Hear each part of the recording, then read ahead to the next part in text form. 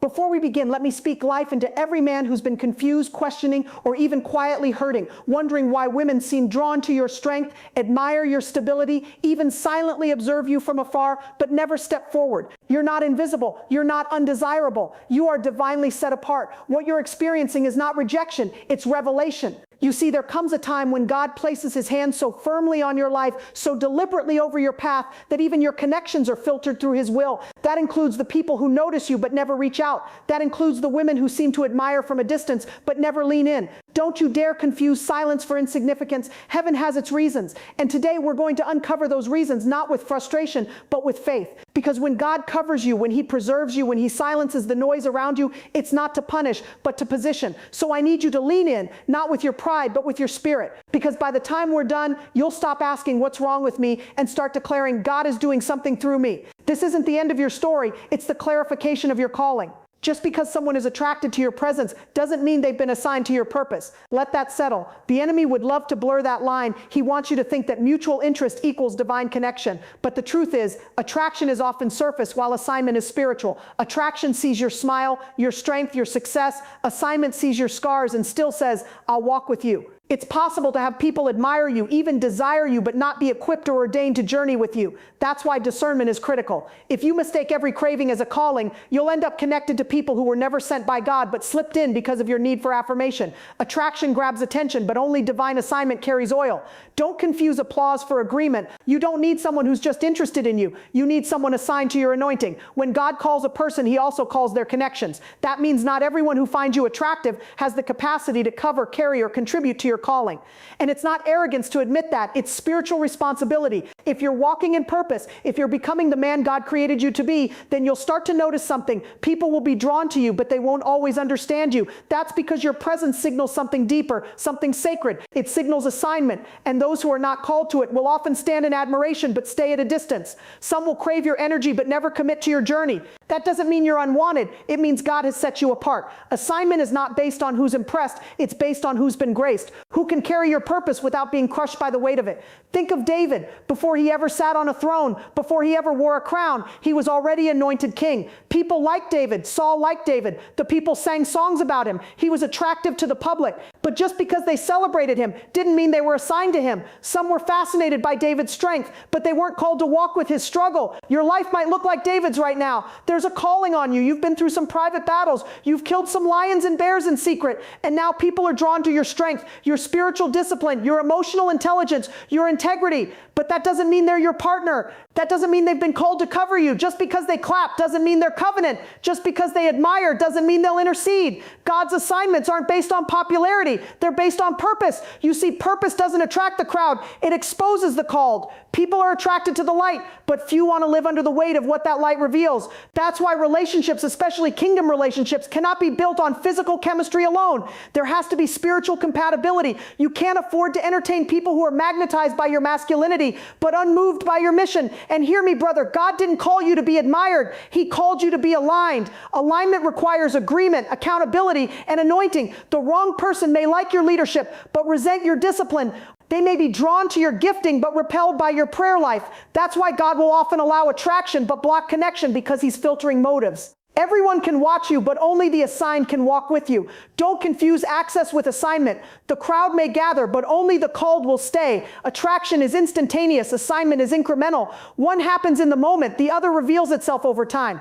A woman might be instantly attracted to your confidence, your spiritual insight, your consistency, but that doesn't mean she's ready or anointed to walk in purpose with you. And that's not to shame her, it's to free you. Because if you start tying your identity to how people respond to you, you'll start chasing connections that were never in God's will. Listen, just because someone notices you doesn't mean God nominated them for your next chapter. Sometimes people are curious about your light, but have no intention of stewarding the oil it takes to keep that light burning. Don't lose your purpose trying to validate someone's attraction. You weren't called to entertain hearts. You were called to impact souls. And that requires more than chemistry. That requires covenant. Assignment sees beyond now into destiny. One of the greatest lies the enemy tells is that if someone doesn't pursue you, you must not be enough. That is a lie. You're not unwanted. You're just not assigned to everyone who watches you. Sometimes God will let you be seen, even admired, but not touched, because He's protecting what's sacred. If you're truly walking with God, He'll place a boundary around your presence. That's why some women may look, may linger, may even initiate conversation, but never cross the line into real connection. God is drawing the line because He knows what you're carrying. He knows the calling on your life, and He refuses to let it be diluted by someone who's not ready for it. So instead of feeling rejected, start recognizing the protection. You're not missing out on love. You're being prepared for covenant. The right person won't just be attracted to you, they'll be assigned to you. When Jesus walked the earth, people followed Him everywhere. He was magnetic. Multitudes gathered. Crowds pressed in. Yet He didn't invite everyone into His inner circle. He had 12 disciples, but even among them only 3, Peter, James, and John, got to see the fullness of His glory on the Mount of Transfiguration. Why? Because not everyone is assigned to every level of your life. And if Jesus had boundaries, so should you. Attraction might bring people to the edges of your world, but assignment determines who steps inside. You don't need more attention, you need alignment. You need to walk with people who understand your calling, honor your process, and support your growth. Anything less is distraction. God is not looking to surround you with groupies. He's raising up guardians of your purpose. So stop lamenting who didn't reach out. Start thanking God for who He's holding back. So here's your charge. Guard your anointing like it's worth something, because it is. Stop giving energy to what's only interested in your image, but indifferent to your essence. Stop trying to make seasonal attraction feel like eternal covenant. Let God define your relationships. Let Him filter your connections, because what He's doing in your life requires intentional intimacy, not just emotional impulse. You don't need someone who simply finds you fascinating. You need someone who's faithful to your future. And when that person comes, it won't be confusion, it'll be confirmation. Until then, don't settle. Don't lower your standard just to feel seen. If they're not assigned to you, let them stay on the sidelines. God's best won't just crave you. They'll contact you, commit to you, and cover you. And that, my friend, is the difference between attraction and assignment. One fades, the other fulfills. There is a reason you're not as seen as you think you should be. There's a reason you're not being approached, not being chosen, not being pursued like the world says you should be. But hear me clearly. You are not forgotten. You are hidden. And there's a vast difference. When something is forgotten, it's disregarded. But when something is hidden, it's being protected, prepared, and preserved. God hides what He values. He covered Moses in the cleft of the rock, hid Joseph in a prison, kept David in the fields, and protected Jesus in obscurity until the appointed time. Why? Because divine destiny requires divine development. If you're being hidden, it's because God is building something in you that can't afford to be exposed prematurely. You are not overlooked. You are being overshadowed by the hand of God. And what He covers, no man can contaminate. You're not hidden because you're not enough. You're hidden because you're not done yet. That's a word for every man who's been discouraged by silence.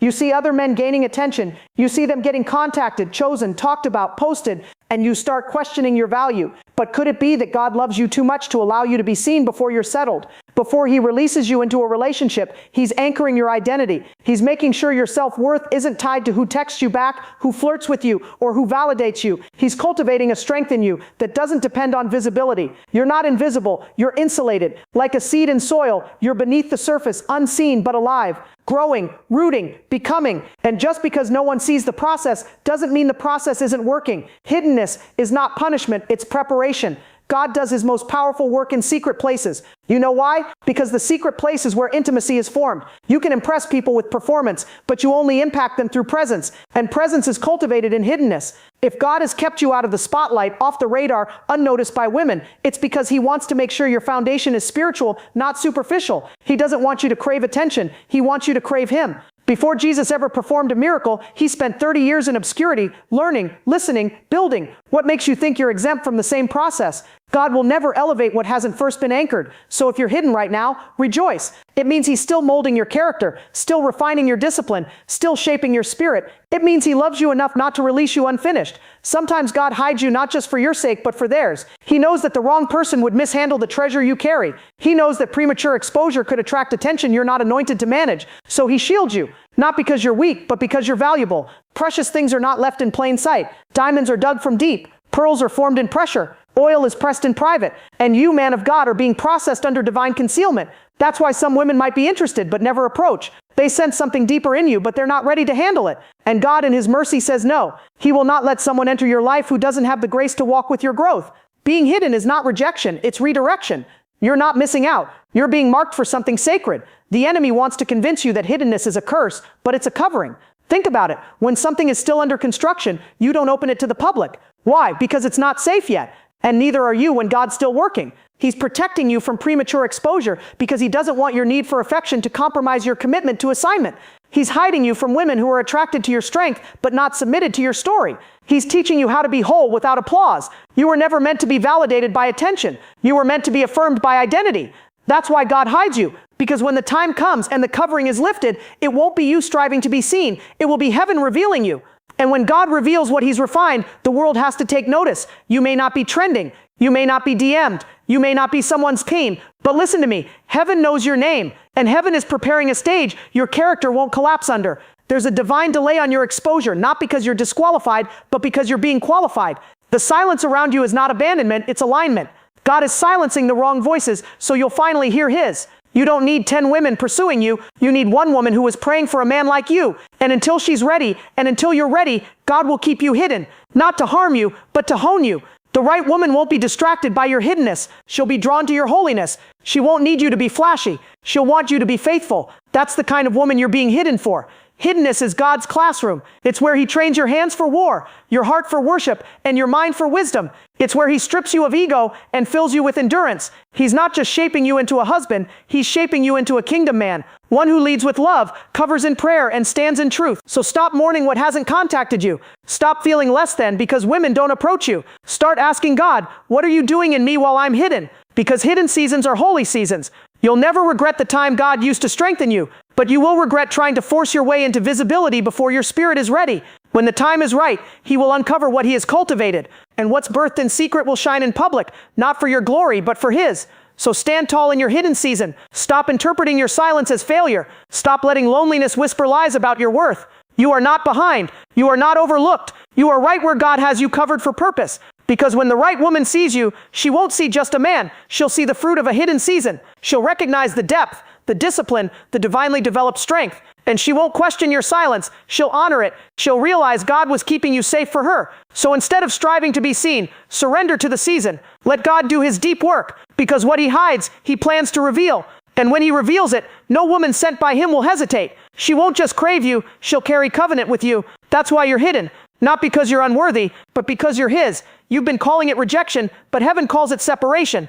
What you interpret as being dismissed is often God's way of distinguishing you. When people pull back, when communication dries up, when the phone doesn't ring and the invitations stop coming, it can feel like you're being discarded.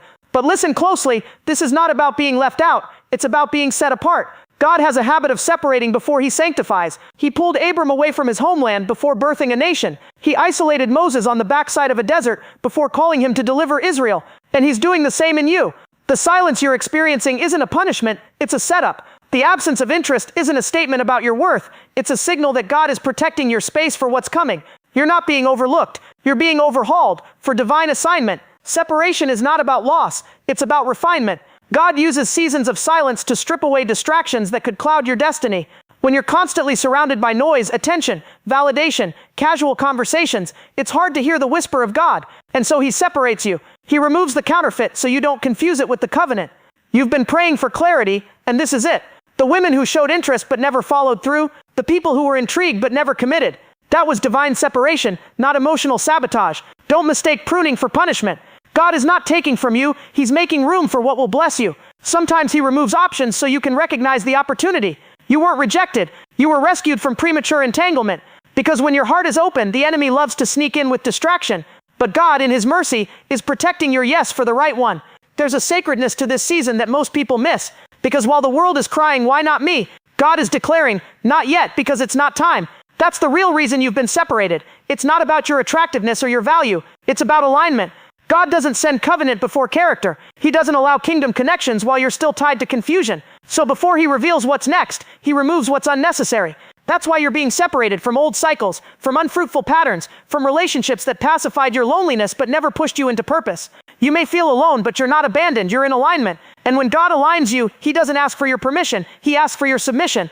Don't mourn what walked away, celebrate what wasn't meant to stay. Separation isn't a sign that you're unwanted, it's proof that you're being upgraded. Let me speak to the ache in your heart, the one that whispers, why does it seem like everyone else is finding love but me? That whisper isn't from God, it's from fear. And fear is a liar. Because what's happening in your life isn't delay, it's design. God is not punishing you by keeping people at a distance. He's preparing you by clearing the path. That means certain women may be intrigued by you but not equipped for you, and God in His sovereignty won't allow access where there's no assignment. He's protecting you from unnecessary wounds. He knows that if you rush into a relationship for affirmation, you'll end up with agitation. So instead of seeing your solitude as a curse, start seeing it as a consecration. You're not late, you're being led. And when God leads, He always separates before He sends. Jesus was separated for 40 days before launching His public ministry. He didn't go viral before He went vertical. He was alone, tested, tempted, strengthened. Why? Because separation fortifies identity. If you don't know who you are before the connection comes, you'll compromise who you are once it arrives.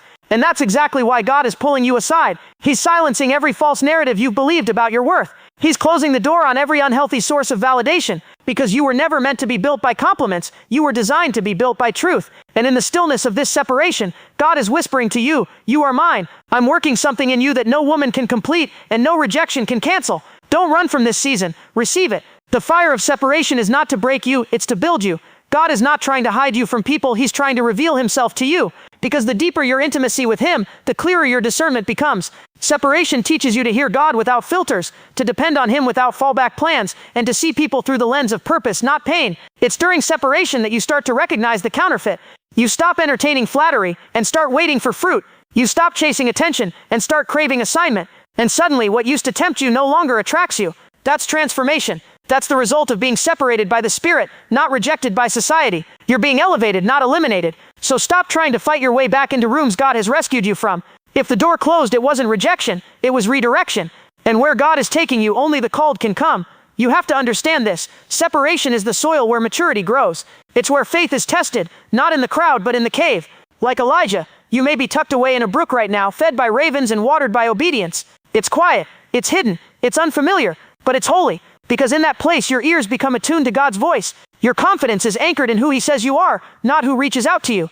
And when the right woman finally enters your life, you won't need her to complete you. She'll complement what God already confirmed. That's what separation does. It heals, it strengthens, it refines your desires. It replaces desperation with discernment. And once that work is done, God will say, "Now, you're ready." Until then, stay rooted.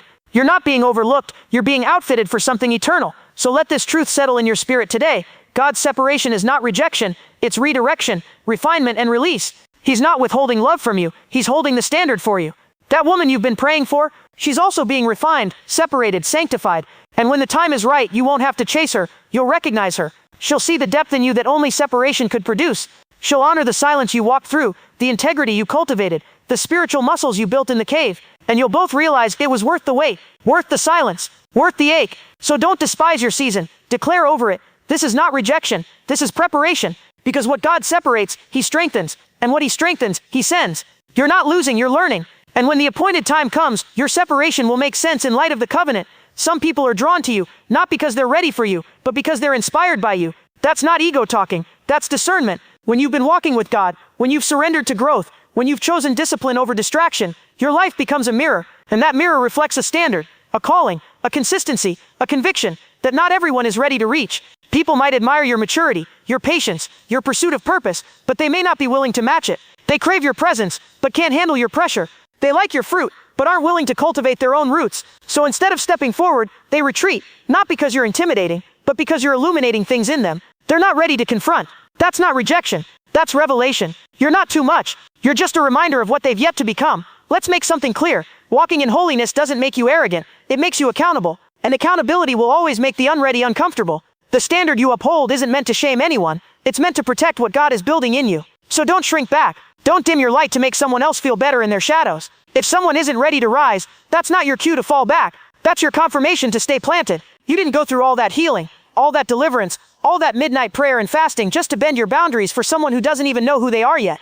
If your presence requires someone to level up, and they're not ready, they will retreat. And that's okay. Because the right person won't be scared of your standard. They'll be inspired by it. They won't feel threatened by your growth. They'll honor it. You reflect what they're avoiding. That's the part that stings. Because sometimes people aren't rejecting you, they're rejecting the part of themselves they see through you. When you're walking in purpose, your very existence calls others higher. Your patience highlights their impulsiveness. Your discipline exposes their inconsistency. Your strength puts a spotlight on their compromise. And if they haven't healed, haven't matured, haven't surrendered to the refining fire of God, they'll walk away not because you're wrong, but because you're right. You represent what they could be if they chose obedience over excuses. But here's what you must remember. Their hesitation doesn't diminish your calling. Their silence doesn't invalidate your worth. You were never called to carry someone's conviction, you were called to carry your cross.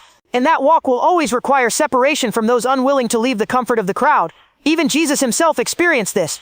People followed him for miracles, for food, for healing. But when he started preaching hard truths, the crowd thinned out. Why? Because truth exposes, and exposure makes people uncomfortable. Jesus wasn't any less loving when he told them to take up their cross. He wasn't any less powerful when people walked away. He simply represented a standard many weren't ready to accept. And if it happened to him, it'll happen to you. You're not just physically attractive, you're spiritually consecrated. That means you carry an aroma that attracts the hungry but repels the uncommitted. Some women may see you and recognize your value, but they'll also recognize the cost of standing beside a man like you. A man who prays, a man who leads, a man who refuses to play games. And instead of stepping up, they step off. Don't chase, don't compromise, keep the standard. There's something sacred about a man who has boundaries, and the enemy hates it. He wants you to think your standards are the reason you're alone. But let me tell you the truth, your standards are the reason you're protected. You've set a line in the sand. You don't entertain confusion. You don't tolerate lukewarm.